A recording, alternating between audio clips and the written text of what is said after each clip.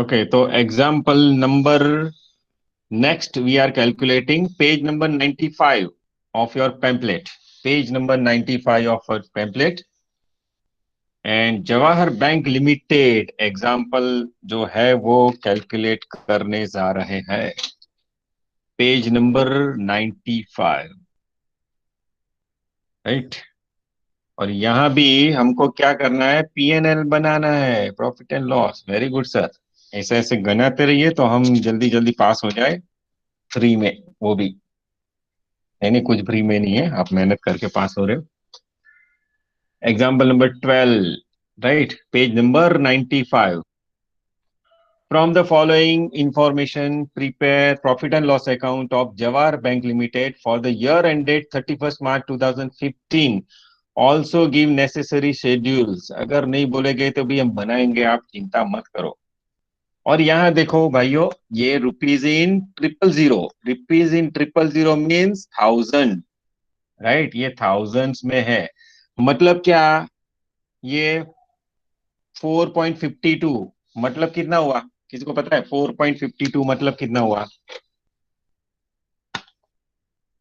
4520। Very good, 4520 हुआ, right. क्योंकि ये 000 में दिया है, राइट। ओके, तो इंटरेस्ट अर्न है, टर्म लोन है, interest earn, sorry, interest earn on term loan classified as NPA, non performing assets. Non performing assets का हमने रूल्स देखा था। नॉन परफॉर्मिंग एसेट्स की जो इनकम, इनकम कब इनकम गिनते हैं ना, ऐसा। तो ये एनपीए का जो इनकम होता है, इंटरेस्ट जो अर्न होता है वो नहीं होता है, जो रिसीव्ड होता है वो होता है, राइट। वैसा हमने सीखा था। इसलिए इसकी इफेक्ट आएगी नहीं आएगी, कहाँ आएगी, कैसे आएगी, वो हम बाद में देखेंगे। तो एक्चुअली बता ही देता हूं, तो interest earn on term loan classified as NPA वो नहीं आएगा, अर्न वाला नहीं आएगा क्योंकि एनपीए है, राइट। लेकिन एनपीए में रिसीव्ड वाला आ गया है, देखो ये रिसीव्ड है तो ये आएगा, दूसरा नहीं आएगा। तो थर्ड लाइन वाला है ना, वो नहीं आएगा। Second line, sorry, third third line वाला आएगा, सेकंड लाइन वाला नहीं आएगा। ये लिखा है कि नहीं लिखा है कोई फर्क नहीं पड़ता है, क्योंकि एनपीए का इंटरेस्ट अर्न हम ध्यान में नहीं देते, एनपीए का इंटरेस्ट रिसीव्ड कितना होता है वो ध्यान में लेते हैं। Okay, interest on cash credit and overdraft तो मेन इनकम है, शेड्यूल नंबर 13 में आएगा। Interest earn but not received on cash credit, interest earn and not received मतलब अर्न ही है, तो ये भी नहीं आएगा कहीं भी एनपीए पे, राइट। इंटरेस्ट ऑन डिपॉजिट्स तो देना है, एक्सपेंस होगा। Commission, profit on sale of investments, profit on revaluation of investments तो ये अदर अदर इनकम में आएगा। Income from investments other income में आएगा। Salary, bonus, allowances, rent, taxes, printing, law charges, repairs and maintenance, insurance, etcetera etcetera schedule number 16 में आएगा, operating expenses में। Other information में इतना ही दिया है, make necessary provision on risk assets तो स्टैंडर्ड है 15, डाउटफुल है 7, राइट। डाउटफुल फॉर 2 इयर्स है, 1 ईयर है 7, 2 इयर्स है 240, लॉस एसेट्स है 0.65। और इन्वेस्टमेंट दिया है, तो इन्वेस्टमेंट का क्या काम है भैया इधर, राइट। तो दिया है तो क्या करेंगे भाई, दिया है तो दिया है, राइट। तो इन्वेस्टमेंट तो बैलेंस शीट में जाएगा ना, तो यहाँ दिया है, कोई बात नहीं, दिया है तो चलो आगे पढ़ते हैं। Bank should not keep more than 25% of its investment as held for maturity investments. So bank should not keep more than 25% or held for maturity investment.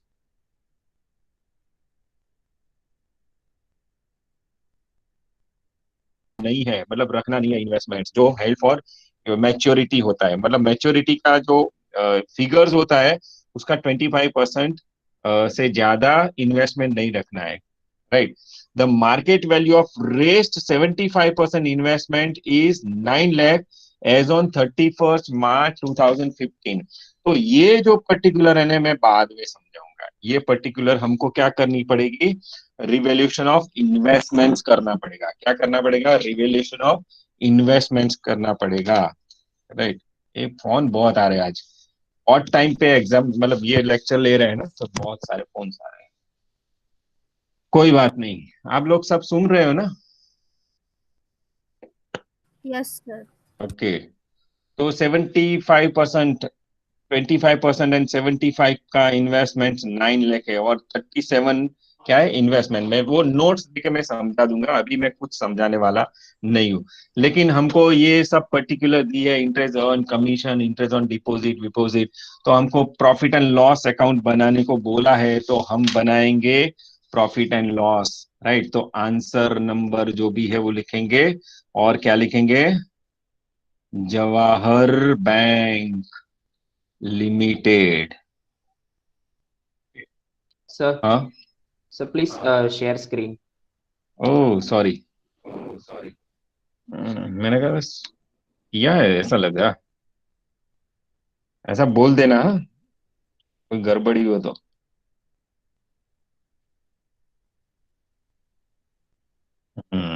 मैं तो ऐसे ही ऐसे बोल रहा था। चलो, ये जो ऐसे ऐसे किया था मैंने, हाँ। Investment 3,700, right. 3,700,000 ऐसा है। And bank should not keep more than 25% of his investment sale for maturity of investment. ये बाद में मैं नोट्स में समझा दूंगा, अदर इंफॉर्मेशन। और ये क्या है, स्टैंडर्ड एसेट, सब स्टैंडर्ड एसेट, तो हमको प्रोविजन कितनी करनी है इससे पता लग जाएगा। तो जवाहर बैंक लिमिटेड, अभी स्क्रीन दिख रहे हैं ना सबको? Name of bank, name of bank लिखते हैं जवाहर बैंक लिमिटेड। और क्या लिखते हैं? और डेट लिख देते हैं, 31 मार्च 2015 है। 31 मार्च 2015 है। और कुछ नहीं करना है सर, ये ऐसे ऐसे लिखते जाओ, हो जाएगा सब।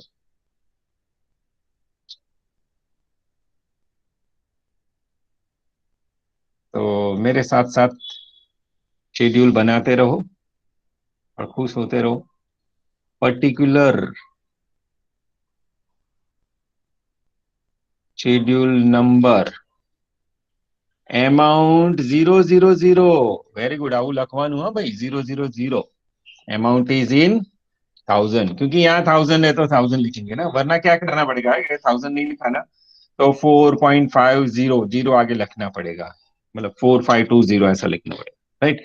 वैसा वैसा नहीं लिखते हैं सर, सीधा ही ऐसा कर देते हैं, कोई बात नहीं। चलो, इनकम, तो schedule of profit and loss account का format IO, IOP, AIO, right. तो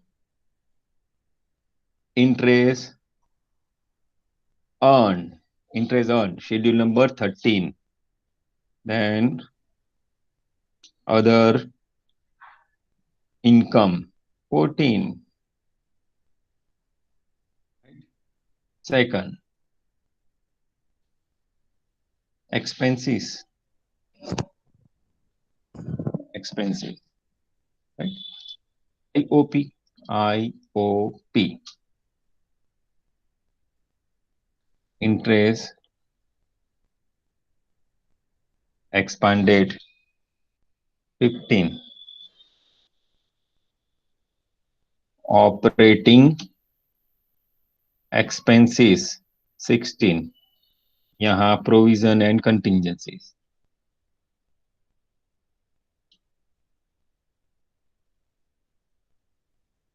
वो तो थ्रू नोट्स लिखेंगे हम सर, वेरी गुड। ये टोटल ए लिखेंगे, टोटल ए, ये टोटल बी लिखेंगे, right.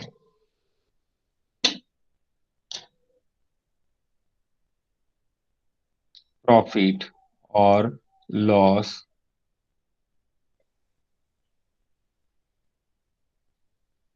Of the year, profit और loss of the year, A minus B लिखेंगे।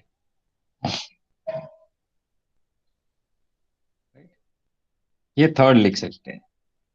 एंड फोर्थ हम लिख सकते हैं एप्रोप्रिएशन।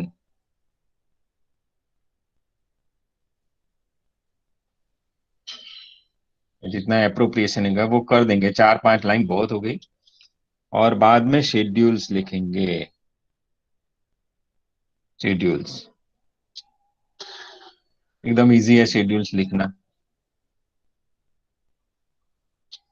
साथ साथ लिखते जाइए, पूरा जितना है वो लिख देने का।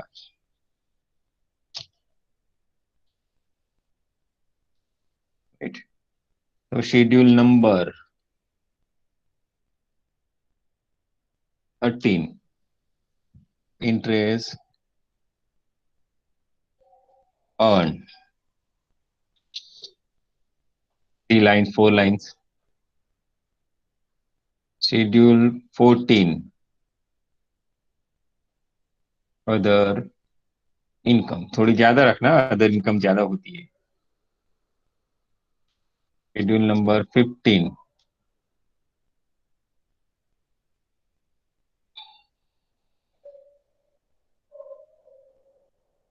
इंटरेस्ट एक्सपांडेड, वो भी 3 4 लाइन बहुत होगी। शेड्यूल नंबर 16,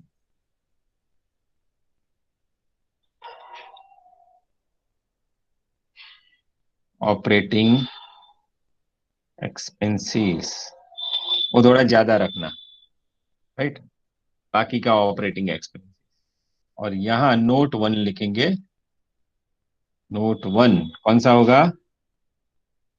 प्रोविजन एंड कंटिंजेंसीज, को कॉन्टिंजेंसीज भी बोलते हैं। चमकी ना जाओ, कॉन्टिंजेंसीज बोले तो भी आंसू आ गई। राइट। तो प्रोविजन एंड कॉन्टिंजेंसीज हो गए, तो लिखेंगे बाद में यहाँ सब नोट्स नोट्स नोट्स लिखेंगे। हो गया? चलो हो गया सर, हो गया। पहला है रुपीज इन थाउजेंड लिख दिया है, तो यहां भी लिख देंगे रुपीज इन 000। तेरा तुझको अर्पण इसको बोलते हैं। थाउजेंड में लिखा तो थाउजेंड, लैख में लिखा लैख, नहीं लिखा तो नहीं लिखा। तूने जो लिखा वो मैंने लिखा, ऐसा होता है। उसको बोलते हैं तेरा तुझको अर्पण। राइट। चलो, interest earn on term loan, कुछ और है नहीं। राइट। जो टिक करने वाला कुछ है नहीं, ये बैंक, ये इन्वेस्टमेंट वाला तो हम लास्ट में देख लेंगे, वो प्रोविजन में जो आता है वो लिख लेंगे। चलो, interest earn on terms loan 17.26, तो इंटरेस्ट ऑन टर्म्स लोन तो हमारी मेन इनकम है। तो कहाँ लिखेंगे? शेड्यूल नंबर 13 में। तो यहाँ तो कुछ नहीं लिखना है अभी, ये प्रॉफिट एंड लॉस अकाउंट में कुछ नहीं लिखना है, यहाँ लिख देते हैं। और मैं पेन चेंज कर देता हूं ताकि आपको, इसके पास चश्मे हो तो भी उसको दिखाई दे। राइट। चलो, लिख लेते हैं। Interest on on term loan कितना है? 17.26। डापण કર્યા વગર 17.26,000 नहीं लिखना है, 0.17.26 ही लिखना है। तो पहला हो गया।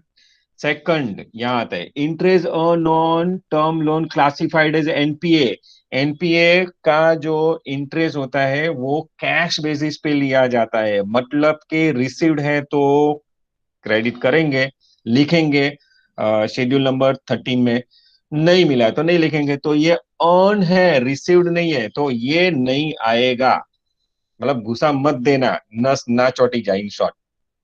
राइट।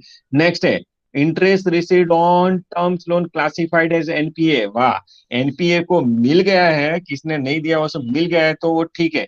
तो ये थर्ड वाला हम ले लेते हैं। मैं एरो इसलिए कर रहा हूं ना, ताकि ऊपर नीचे ना हो जाए, और कभी ऊपर नीचे हो जाए तो मुझे बता देना। 2.04 में लिख लेता हूँ हमारी इनकम में। तो यहाँ लिखो interest received on TL, term loan, which is considered as NPA, right?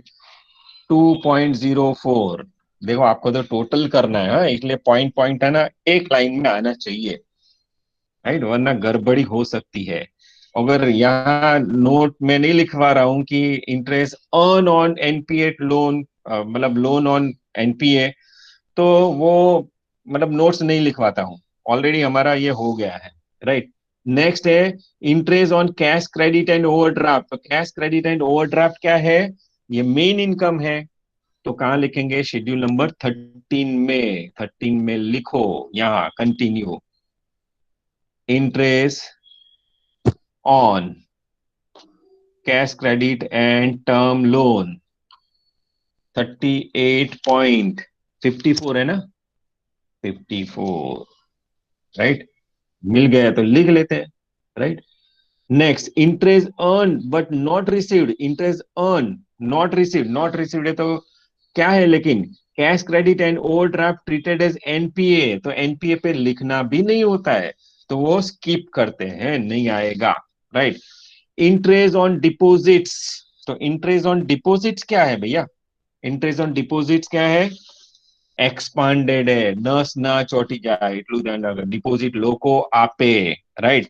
તો write down interest on deposits. Interest on deposit 27.20, मतलब ये एक्सपेंस है, हमको मिला नहीं है, हम एज ए कस्टमर डिपॉजिट करते हैं ना, तो बैंक तो एक्सपेंस होगा।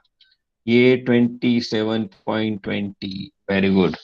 Commission, profit on sale of investment, profit on revolution, ये सब इनकम है, ये भी इनकम फ्रॉम इन्वेस्टमेंट्स। ये चार इन्वेस्टमेंट्स है। कमीशन, सॉरी कमीशन तो कितना है? 1.97 है ना?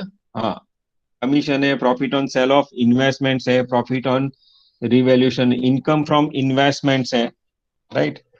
तो इनकम फ्रॉम इन्वेस्टमेंट्स कहाँ आएगा? Income from investments main income में लिख सकते हैं, राइट? तो ये तीन हम यहाँ लिख देते हैं, कमीशन वाला लिख देते हैं। तो राइट डाउन अदर इनकम में लिखो कमीशन, कमीशन। तो कमीशन कितना है?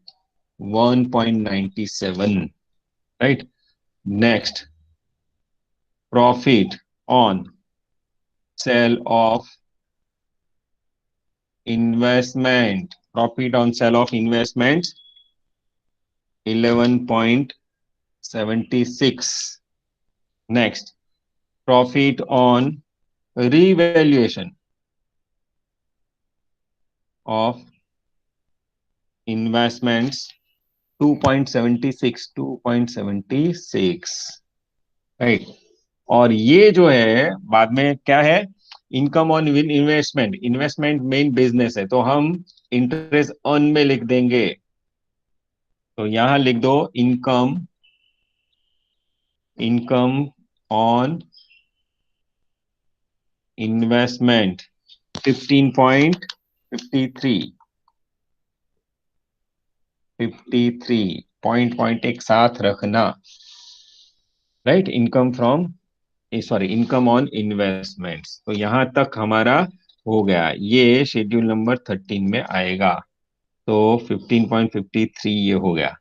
Salary, bonus, rent, preliminary expenses, directors fees, law charges, repair maintenance and insurance, ये पूरा बल्क कहाँ आएगा?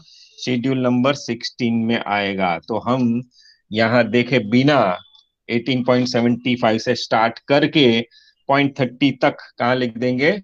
शेड्यूल नंबर 16 में ऑपरेटिंग एक्सपेंस, इसलिए ज्यादा रखते हैं। तो चलो वन बाय वन लिखते हैं। Salaries, bonus, allowances 18.75, rent, tax, ETC लिख दे सकते हैं आप 1.70, 1.70। चलो printing and stationery,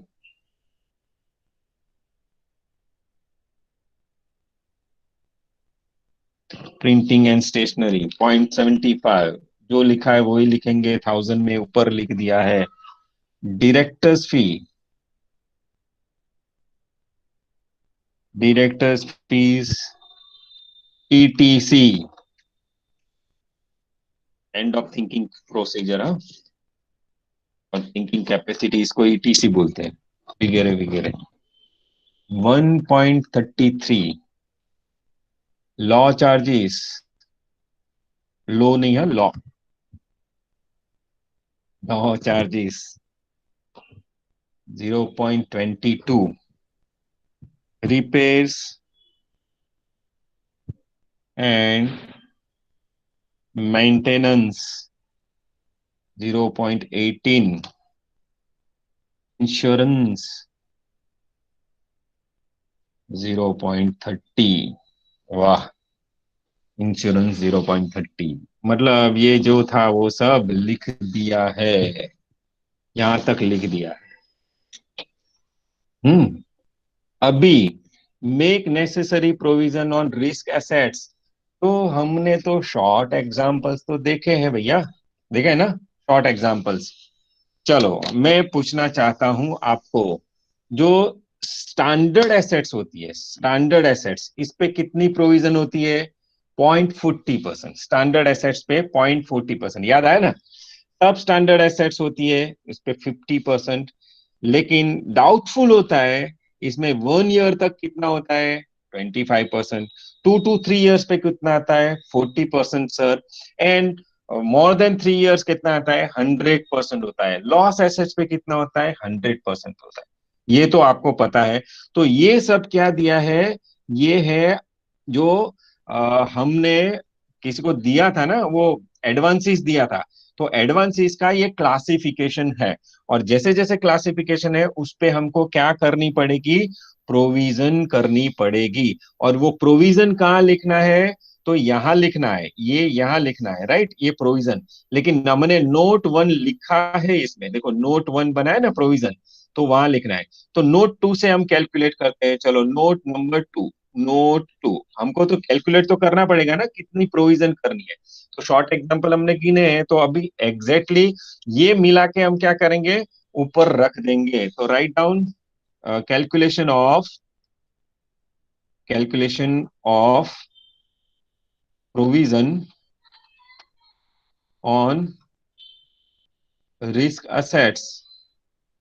risk assets मतलब प्रोविजन ऑन जो हमने जो किसी को दिया था, राइट, उसका प्रोविजन। तो वो तो सर पता है हमको क्या क्या करना है, तो कितने कितने कॉलम बनाने थे। तो यहाँ एसेट्स लिखते हैं, राइट, यहाँ एसेट्स लिखो, यहाँ अमाउंट लिखो, राइट, यहाँ प्रोविजन का परसेंटेज लिखो, प्रोविजन का परसेंटेज, और यहाँ लिखते हैं amount of provision. Amount of provision, sir याद आ गया कुछ? कुछ कुछ याद आ गया? चलो स्टैंडर्ड एसेट तो है नहीं, देखो देखो देखो स्टैंडर्ड एसेट्स है, यहाँ स्टैंडर्ड एसेट तो दी नहीं है। स्टैंडर्ड एसेट है नहीं, तो स्टैंडर्ड एसेट नहीं है तो हमको ढूंढने की जरूरत नहीं है, हम कैलकुलेट करने की भी जरूरत नहीं है।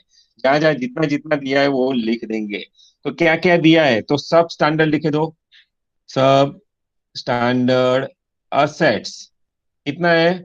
15 है सर। चलो कितना परसेंट प्रोविजन है सर? 15% प्रोविजन है। तो 15 का 15% करो, कितना आता है? 2.25 आता है sir. Very good, 2.25 is the amount of provision. तो ये तो क्लासिफिकेशन में बहुत सारे हैं, बाद में लिखो doubtful. Doubtful assets, doubtful assets इसमें 1 ईयर वाला है, 1 ईयर का डाउटफुल है। कितना है? 7, मतलब 7,000 रुपया, 7,000 रुपया इतना है। 25%। हाँ, इसका प्रोविजन कितना है? 25%, राइट। 7 रुपया ऐसा है कि 1 साल से नहीं आया है, तो 25%। तो one one point seventy point five हाँ सॉरी, मेरा 25 बोलता था। 1.75, 1.75। चलो 2 to 3 years में 2 years ही दिया है ना, 2 years, 2 years 2.4 दिया है। उस पे कितना होता है? 40% फोर्टी होता है। वेरी गुड, 40% होता है। तो 0.96 होगा सर, 0.96 होगा। और बाद में है loss assets. More than 3 years होता तो पूरे पूरा लिख देते। लॉस एसेट्स 0.65 थाउजेंड है, राइट। 100% ले जाएंगे, मतलब 0.65। अभी ये टोटल करो,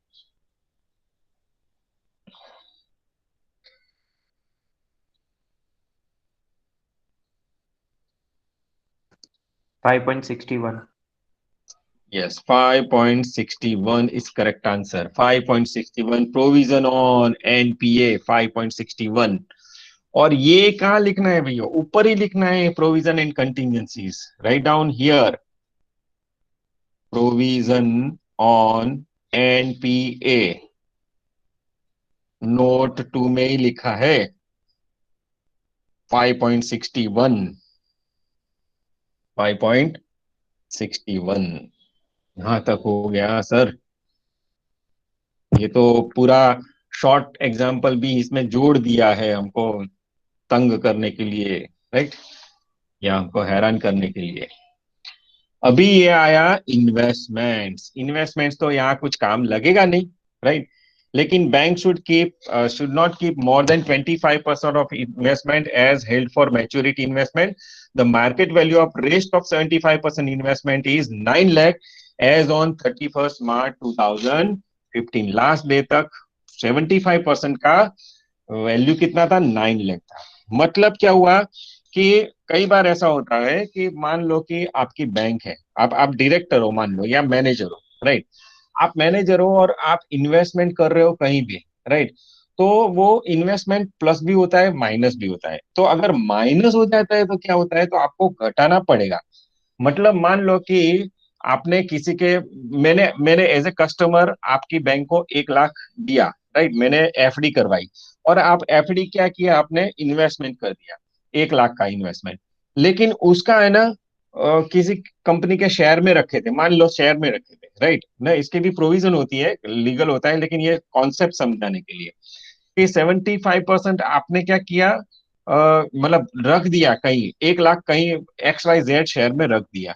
लेकिन उसकी है ना, 1 लाख की वैल्यू अभी हो गई 40,000, मान लो 40,000, right.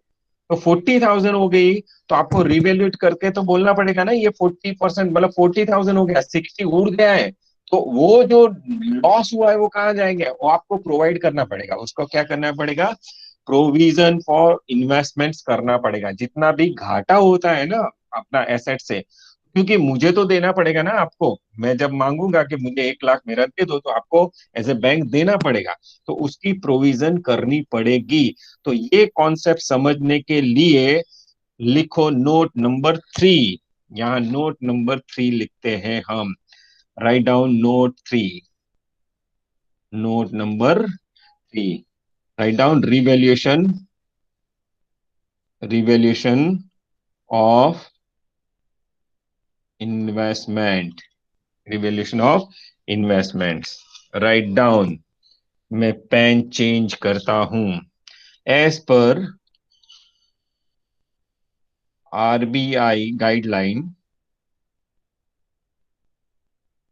RBI guideline, bank can revaluate its 75% investments during year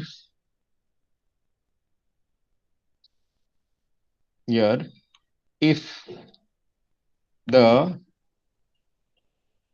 market value, very good, market value of that 75% investments is lower than, if lower, comma, then provision should be made, provision should be made for deficit.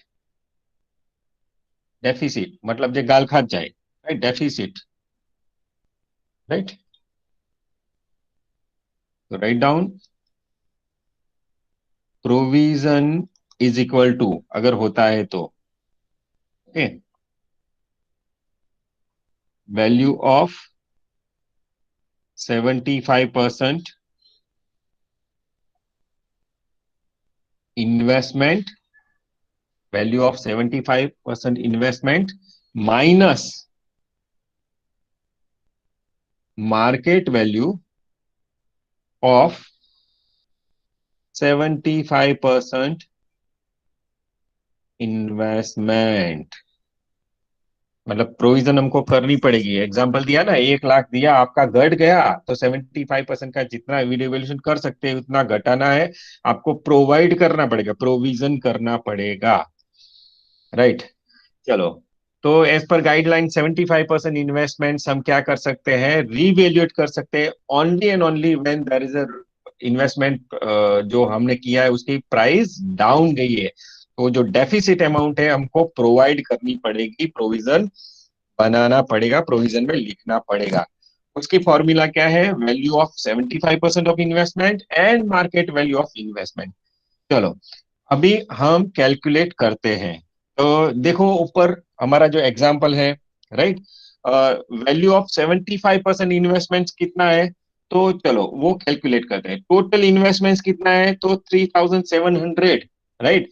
तो 3700 sorry 1000, right. तो 3700 वो है, उसका 75% हम करते हैं, is equal to कितना होता है। चलो ये बाद में गिनते हैं। तो ये आ गया minus market value of investment already दी गया है, कितना है मार्केट वैल्यू ऑफ इन्वेस्टमेंट्स, कितना है मार्केट वैल्यू ऑफ इन्वेस्टमेंट्स, कितना है 9 lakh. 9. 9 लाख है।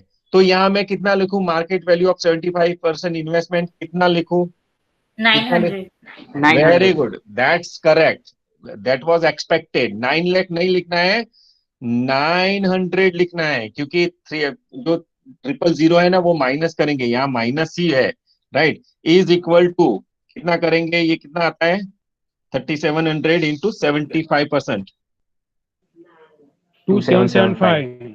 2775 माइनस 900, बहुत घट गया भाई इसका, तो हो गया 1875 इज प्रोविजन। ये कहाँ करेंगे, प्रोविजन में लिखेंगे 1875। तो नोट नंबर 1 हमने बनाई है, राइट। तो प्रोविजन एंड कंटीजेंसीज में यहां लिखो प्रोविजन ऑन इन्वेस्टमेंट्स 1875.00, राइट। 61 ऐसा ही रहेगा। ओके हो गया अल्टीमेटली, राइट। ये भी पॉइंट आई होप के क्लियर हो गया होगा, इसलिए मैंने खोपचे में लेकर समझाया आपको, राइट, ताकि आपको पूरा समझ में आ जाए। चलो अभी हो गया, सब हो गया, सब हो गया। प्रोविजन फॉर टैक्सेशन तो बोला ही नहीं है, नहीं वरना कर देते, कोई बात नहीं। तो चलो अभी टोटल करते हैं। तो टोटल आपको मुझे बताना पड़ेगा क्योंकि मेरे पास टोटल नहीं है।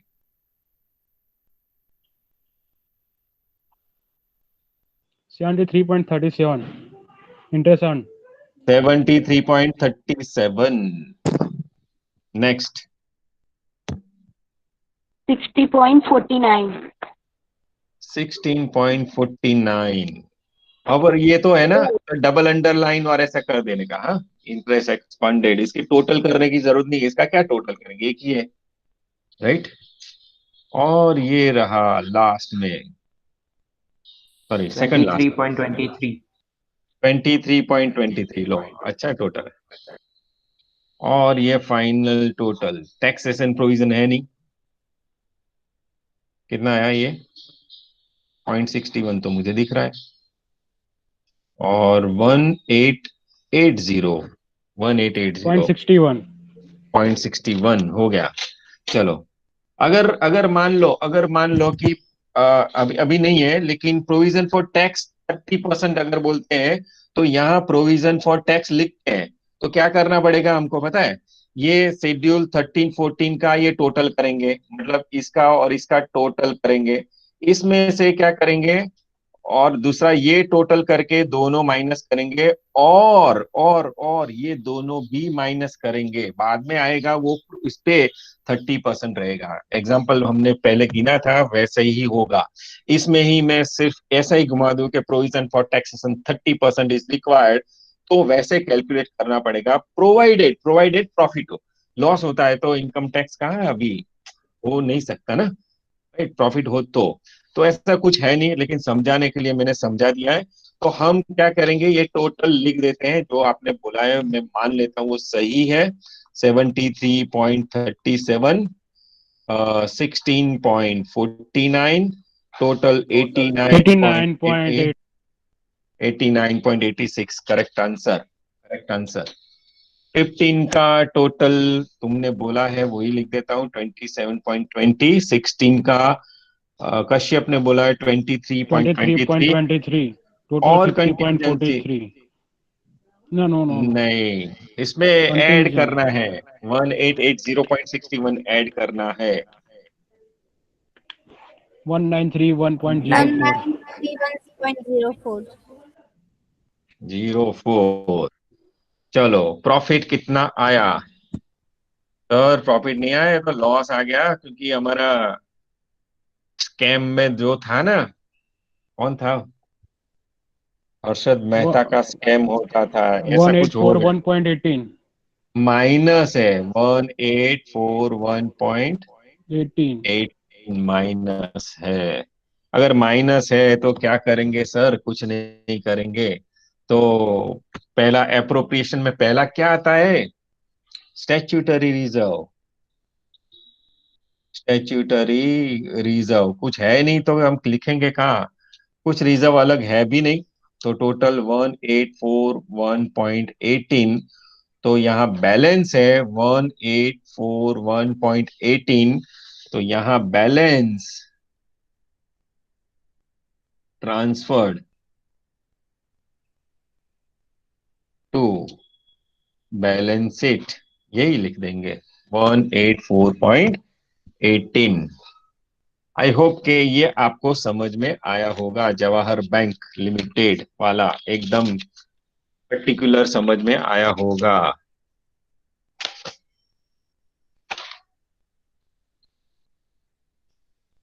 ओके, कुछ प्रॉब्लम है इसमें?